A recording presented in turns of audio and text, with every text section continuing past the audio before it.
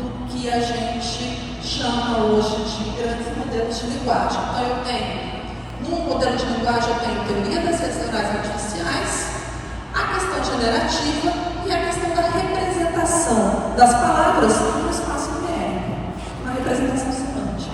Tudo isso me deu origem aos grandes modelos de linguagem. Tá? Eles são grandes e complexas redes neurais artificiais que têm treinamento. Esse treinamento ele é feito para que ela aprenda a predição da próxima palavra, a palavra mais provável. Então, ele é feito em cima de muitos textos, para que tenha aquela naturalidade. Qual a capital de São Paulo? São Paulo. Natural, né? Qual a capital do Brasil? Brasília. Buenos Aires, né? Então, por que tem gente que diz que é Buenos Aires, né? Estrangeiro que diz que é Buenos Aires? Porque isso está muito presente na vida daquela pessoa. Muita gente falando. É fake news, né? Muita gente falando, aquilo acaba se tornando uma verdade. Mas esse é o princípio do treinamento, a exposição. Esse treinamento, ele é para a predição da próxima palavra. Mas, eu vou passar um slide aqui para contextualizar. Mas a gente não fica usando o ChatGPT para predizer a próxima palavra. A gente usa para conversar, a gente usa para fazer uma pergunta, a gente usa para pedir para contar uma piada, a gente usa para algumas coisas, né? Porque predizer a próxima palavra pode chegar num sistema que traduz coisas, que sumariza coisas, que conversa. Então, nós costumamos dizer que o modelo de linguagem, ao aprender a predição, a probabilidade da próxima palavra, naquele sentido que a gente conversou aqui, ele está, entre aspas, sabendo ler e escrever. Ele sabe ler por quê? Porque essas palavras são codificadas em embeddings, né, em vetores numéricos para ele. Então, ele está recebendo a informação, como se ele estivesse lendo. Ele processa e cria a próxima palavra, de acordo com as probabilidades dela ocorrer, então ele está escrevendo. O que ele faz? Ele lê e escreve. Mas eu posso utilizá-lo para usar a capacidade de leitura e escrita dele para traduzir, sumarizar, conversar e várias outras coisas. Tá? Então eu tenho que pegar o modelo de linguagem e continuar o treinamento dele. Isso é um ajuste fino. Né? A gente chama de fine tuning. Então ele vai continuar o aprendizado dele. Tá? Específico de uma. A gente tem que fazer isso de um certo jeito para que ele se adapte à tarefa que ele tem que resolver lendo e escrevendo. E depois que ele já está preparado para isso, vem uma coisa nova para a gente, que é a engenharia de prompt. Vocês já ouviram falar na engenharia de prompt? O que é engenharia de prompt? O que é o prompt? Prompt é uma entrada. Então, quando você vai lá no sistema ChatGPT, faz uma pergunta, quem é o presidente do Brasil? Isso é um prompt. Esse prompt é o estímulo para a inferência, para o uso. Então, vai entrar essa frase lá naquela grande rede neural. Vai processar, fazendo a predição da próxima palavra, e ele vai escrever assim: quem é o presidente do Brasil? O presidente do Brasil é. Então, veja que a própria resposta, ela segue a probabilidade de responder aquela pergunta, né? Porque ele está gerando a próxima palavra. Esses prompts, quanto melhores eles forem, mais bem motivada ou estimulada é a estrutura. Então, para a gente usar bem um sistema como o ChatGPT, a gente tem que saber fazer o prompt. Quanto melhor for a maneira como você passa o estímulo para o sistema, melhor será a resposta. E isso gerou uma nova disciplina, engenharia de prompt. Não é ainda formal, né? Mas já existem várias iniciativas em cursos de graduação, não só da computação, porque isso é um conhecimento que todo mundo vai precisar ter, de como você estimula esses sistemas para te darem as melhores respostas. Tente fazer exercícios sobre gerar imagens, por exemplo, com o Copilot. Conforme você vai mudando e melhorando o texto que você passa para gerar a imagem vai ficando mais próxima daquilo que você quer. Né? Você está literalmente conversando com um sistema para que ele resolva o problema de uma maneira adequada para você. Tá? E existem várias técnicas de engenharia de prompt, eu citei aqui algumas, tá? E algumas delas são mais para programação mesmo, e outras não, dá para você usar em sistemas como o ChatGPT. E um dos problemas que a gente tem então hoje para resolver, e é onde eu estou trabalhando, é a avaliação desses modelos. O modelo é bom ou não é bom? É falho? É aprendizado indutivo. Então ele falha. Vocês já ouviram falar em alucinação? Que o modelo alucinou, o ChatGPT alucinou. Esse é um termo hoje técnico. Parece brincadeira, mas a gente tem alucinação, esquecimento catastrófico, fio shot para mim é de café, não sei, né? Shot de bebida, fio shot, esquecimento catastrófico, alucinação. São todos termos técnicos novos para a gente. E qual é o problema? Né? A alucinação ele está respondendo alguma coisa que está errada, não é aquilo. Tá? Quando ele vai responder com alucinação? Não sabemos. Que tipo de alucinação ele vai ter? Não sabemos. A alucinação vai ser grave no meu problema? Não sabemos, porque não sabemos quando acontecerá e nem de que tipo será. Não sabemos nada. Então, as avaliações sobre esses modelos, elas ainda são muito baseadas em estratégias que geram números, você gera um número. Ah, meu modelo é bom, 0,9. Tá, mas o 0,1 aí que está faltando causa um problema para mim? Nossa. Onde ele é? Como ele é? Não temos como saber isso. Tá? Quer dizer, ainda, né? Isso é um tema de pesquisa. Vou dar dois exemplos para vocês.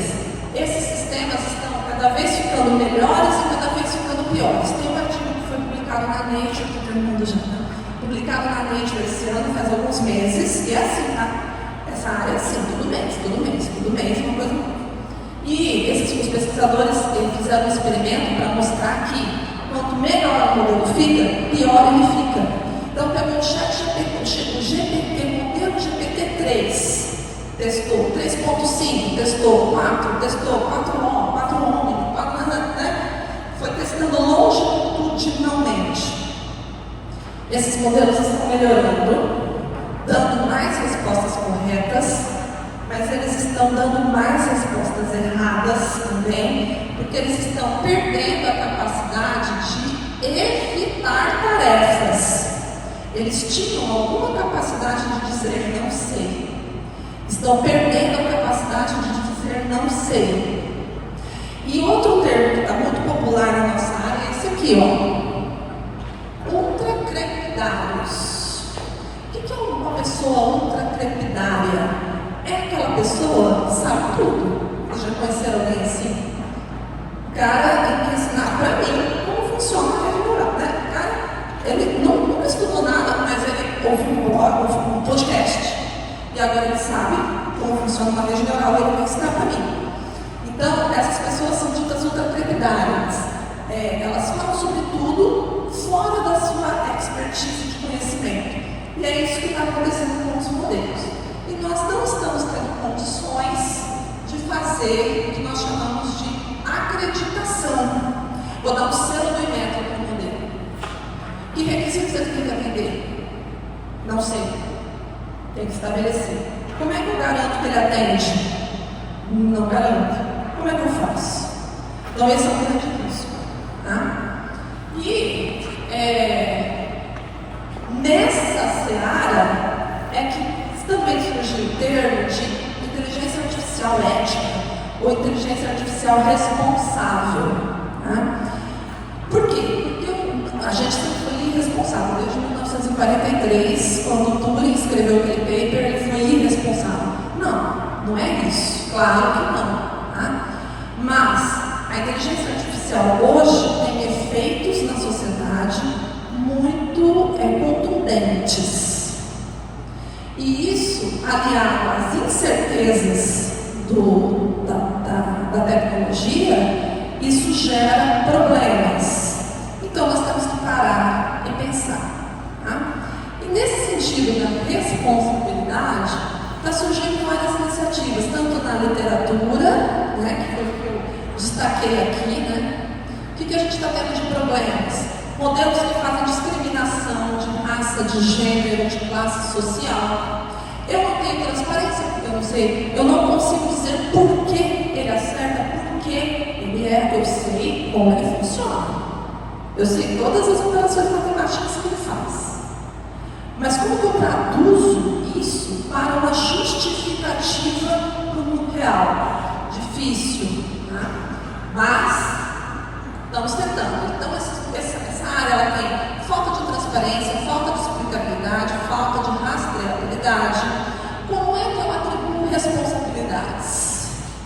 Vocês devem ter visto, não sei se viram, mas recentemente uma mãe processou a Google porque o filho se matou, porque ele estava apaixonado por um personagem, um modelo de linguagem.